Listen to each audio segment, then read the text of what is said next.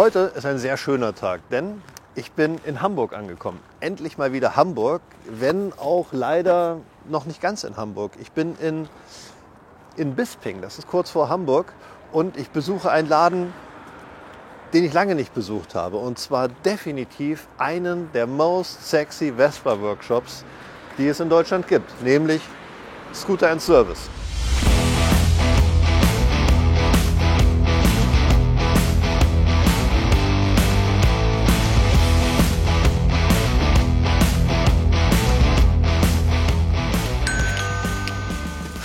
Moin Jesko. Moin Wolle. Ja. Schön, dich wiederzusehen. Ja. Lang ist her. In deinem neuen Laden war ich noch gar nicht. Seit wann bist du hier in Bisping? Fast 5 Jahre jetzt mittlerweile. Hat sich damit auch für dich dein Geschäftsmodell verändert, so ein bisschen? Wir haben ja schon immer Customizing gemacht, Vespa-Tuning, Projekte gebaut. Aber in Hamburg gab es auch noch viel Tagesgeschäft, laufende Reparaturen, rein und raus. Das ist hier im Grunde gar nicht mehr. Wir bauen eigentlich zu 95% hier wirklich größere Projekte, Sonderumbauten nach Kundenwunsch. Dürfen wir das sehen, deine Werkstatt? Ja, natürlich, klar. Perfekt. Hast du einen Kaffee? Ja, auch das. Das ist immer als erstes das Wichtigste. Oh, schon fertig. Super. Das ist meine Rumpelecke, in der ich mich aufhalte, wenn ich am Computer sitze oder wenn ich Musik mache. Der Rechner ist in Griffweite zur Kaffeemaschine.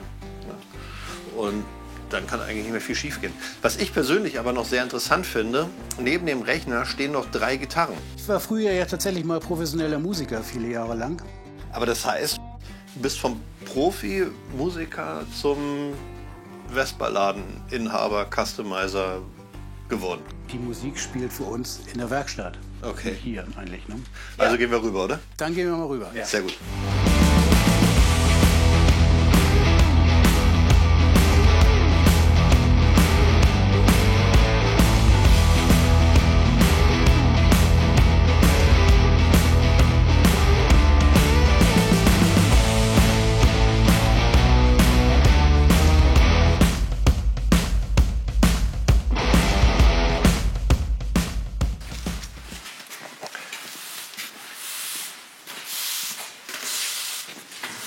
Das ist die neue Scooter & Service Werkstatt.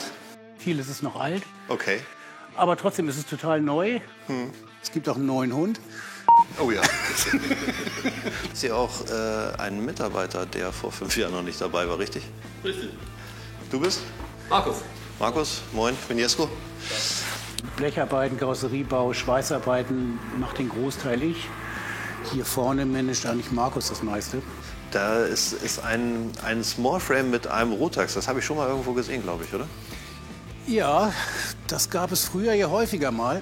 Sehr speziell, weil erstens ist es wassergekühlt und zweitens soll es im Rahmen von so einer SS90-Replika stattfinden. Und was ist das? Das ist eine PX, wie man sieht. Natürlich, klar, war mein erster Ja, Gedanke. das ist eine unserer Super Low Series Modelle. Du weißt ja, wir haben es uns zur Aufgabe gemacht, anhand von Vespa PX Karossen tatsächlich einen Oldie-Style herzustellen nach Wunsch. In diesem Fall sind es GS 160 Seitenhauben mit einem GL-Lenker vorne. Es sind natürlich immens viele Karosseriearbeiten vorher notwendig, um eine PX so aussehen zu lassen. Da kommen wir ja später noch zu, wenn ich dir die Blechabteilung zeige. Da fängt ja ein Roller bei dir an, im Prinzip. Genau. Ne? Logisch. Erstmal mit der Karosserie. Ja. Okay, gehen wir da mal hin. Okay. Super. Das Blechparadies, mein Wohnzimmer, wie immer man es nennen will. Also das ist Arbeit ohne Ende, glaube ich. Also, wie viele Segmente hat dieser Auspuff? 52. 52. Ja. Wie lange sitzt du da dran?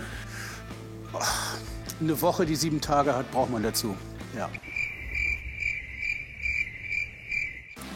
Diese Kotflügel, die sind ja jetzt angepasst für Oldie-Kotflügel auf eine moderne Gabel, auf eine Cosa-Gabel zum Beispiel wahrscheinlich? Auf Basis von PX-Gabeln, die wir kürzen, bauen wir nennen sie Super-Low-Gabeln. Ja. Also wir legen die Fahrzeuge tiefer damit. Und da die Oldie-Kotflügel alle deutlich schmaler sind als ein PX-Kotflügel, müssen die natürlich verändert werden, damit das Ganze am Ende zusammenpasst. Und ich finde aber das sehr geil, dass man hier halt so die Technik rausblitzen sieht und das alles schön handwerklich integriert ist. Gefällt mir sehr gut. Sag mal, Wolle, aber hier das sind jetzt auch die Segmente von deinen eigenen Auspuffanlagen, oder? Wir entwickeln die selber und bauen die auch selber. Das sind hier so ähnlich, der ist nicht ganz vollständig, das ist so ein Segmentsatz in Edelstahl. Die Segmente lassen wir so lasern, dann werden die einfach tatsächlich per Hand rund gebogen. Okay. Du siehst diese ganzen Konen hier. Und selber auf diesen Rollen alles schön, ja? Ja. Gut, gehen wir weiter. Gehen wir weiter, ja.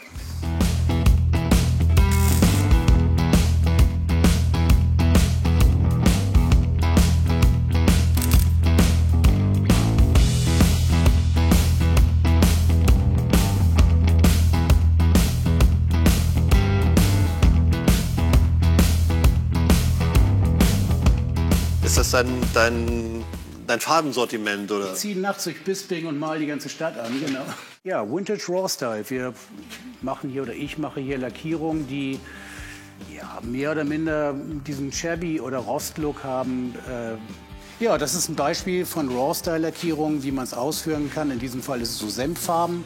Man sie mehr oder minder verwarzt, rostig oder einfach nur leicht benutzt aussehend machen. Also das, wovor wir hier stehen, das ist für mich eigentlich das Spektakulärste an dem ganzen Laden. Ne? Weil wir stehen jetzt hier vor lauter Hebebühnen und auf diesen Hebebühnen stehen eigentlich nur Custom-Projekte. Ne? Es sind 1, 2, 3, 4, 5, 6, 7, 8. Also es ist wie eine, ja, habe ich ja vorhin schon mal gesagt, ein Manufakturbetrieb für Custom-Roller. Und das ist in der Form wirklich sehr beachtlich. Ja, wir haben einfach eine Gesamtkonzeption, wo wir vom ersten Schritt, nämlich Karosserie und Blecharbeiten, Verzinnen, Auspuffanlagen bauen, über Lackieren bis zur Endmontage, Leistungsprüfstand, Abstimmung, alles hier im Haus erledigen können. Und ich glaube, das ist am Ende wahrscheinlich das Einzigartige, dass wir das alles von vorne bis hinten selber machen. Aber das ist das, was mir einfällt, wenn ich das hier sehe. Ne? Wenn du zu mir sagst, du wolltest dich darauf spezialisieren, du hast so ein bestimmtes Geschäftsmodell im Auge gehabt. Und wenn ich diese Phalanx an Rollern hier sehe, dann sieht es für mich aus, als hätte das ganz gut geklappt. Ja, das hat gut geklappt, ja. Im Grunde ist das, was ich eigentlich wollte, ist genau aufgegangen und ich bin rundherum zufrieden. Sehr gut. Es stehen hier völlig unterschiedliche Roller. Ja? Also die Projekte, die man hier sieht, die Projekte, die man da hinten sieht, hier der fertige Roller. Es sind sehr unterschiedliche Gesamtkonzepte, aber wenn es fertig ist, erkennt man, es ist ein Scooter- und Service-Roller. Damit hast du ja einen eigenen Style deiner Roller kreiert, richtig?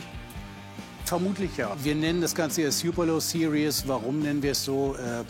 Ich finde den Begriff cool. Wir haben diese gekürzten Gabeln, die eben den Schwerpunkt tiefer machen. Das wiederum passt auch wieder zu diesem Oldie-Look und so ist eine Gesamtkonzeption entstanden. Und wir haben es eben immer weitergetrieben. Ich finde das cool, weil du hast ja es geschafft, eine Marke zu entwickeln, die sehr angesehen ist. Und dann ist es ja auch cool, wenn man sieht, dass es so einen bestimmten Style gibt, den jemand entwickelt hat. Gut, was schauen wir uns als nächstes an? Vielleicht gehen wir noch mal vorne in die Werkstatt. Vielleicht halten wir hier noch mal kurz an. Das ist eine Wideframe, richtig? Nein, das ist eine PX, die wir umgebaut haben zu einem klar Wideframe-Style. Lampe unten, alles natürlich stilisiert. Kein originaler Hollandrad-Lenker, wie ich ihn gerne nenne, sondern eher ein Motorrad-Stummellenker, Krimas-Lenker.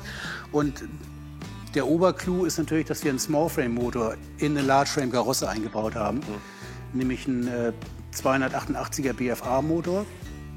Das ist wirklich spektakulär. Also es fängt für mich an schon mit der Lösung von der Lampe hier vorne. Das finde ich sehr schön integriert. Dann sieht es natürlich hinten aus wie das Heck und die Seitenhauben von der Wideframe.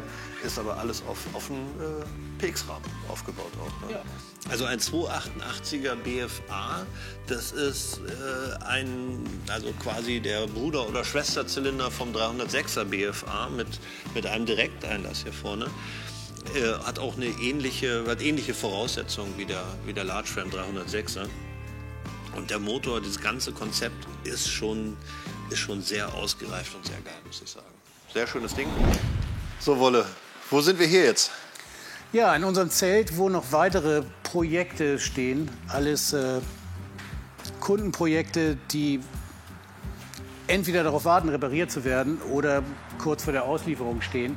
Aber es ist geil, weil allein dieses Zelt sieht ja schon aus wie eine Custom-Show, ne? Hier siehst du auch tatsächlich eine ganze Reihe von, abgesehen von der Smallframe hier in Candy Apple Red, sind das alles von uns umgebaute PX-Modelle.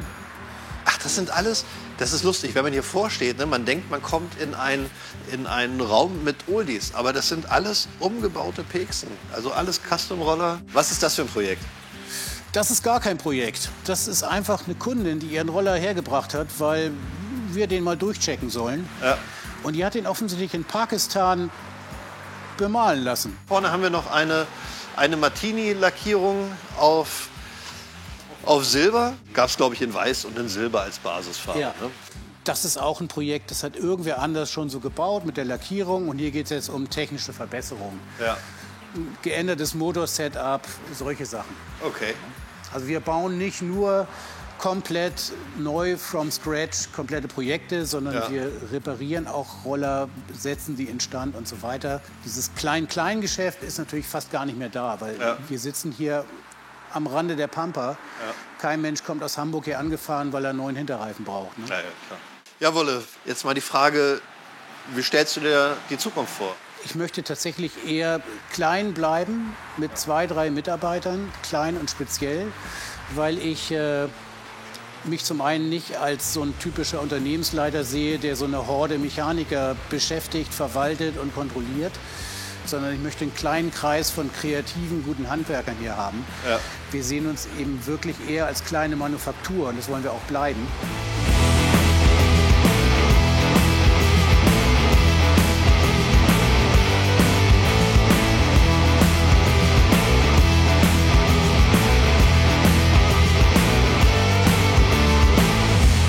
So, damit kommen wir langsam auch an das Ende unseres Videos. Ich sage vielen Dank, Wolle. Vielen Dank, Markus. Und ich muss in jedem Fall wiederkommen, weil unter dem eigentlichen Highlight sitze ich, nämlich über mir, dieses ganze Dach, das ist eine Carrera-Bahn. Und Wolle hat versprochen, wenn ich nochmal wiederkomme, darf ich damit spielen, richtig? Sehr gerne. Gut. Dann, wenn ihr noch mehr sexy Vespa-Workshops sehen wollt, dann drückt die Bimmel. Und bis zum nächsten Mal. Prost. Prost. Nochmal. Oh ja, ich fand den schon schön.